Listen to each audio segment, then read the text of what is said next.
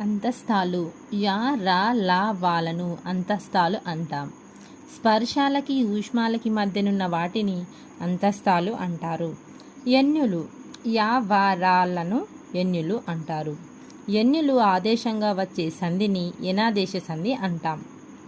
ఊష్మాలు షే షా సా హాలను ఊది పలకబడతాయి కనుక వాటిని ఊష్మాలు అంటారు. కంపితం రాను కంపితం అంటారు, అంటే బండిరాను కంపితం అంటారు. దీనినే శకటరౌప అంటారు.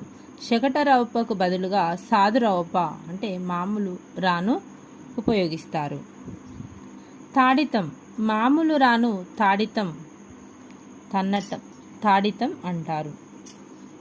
పార్షికం లా అలాలని పార్షికాలు అంటారు. లా అలాలని పార్షికాలు అంటారు. నాలుక రెండు పార్శ్వాల నుండి గాలి ధారాళంగా బయటకు వెలువడుతుంది కావున వాటిని పార్షికాలు అంటారు.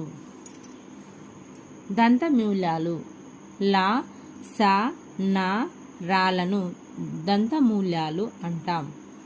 ఉభయాక్షరాలు సున్నా అరసున్నా విసర్గ అచ్చులకి హల్లులకి ఉభయంగా ఉపయోగపడతాయి కావున వీటిని ఉభయాక్షరాలు అంటారు.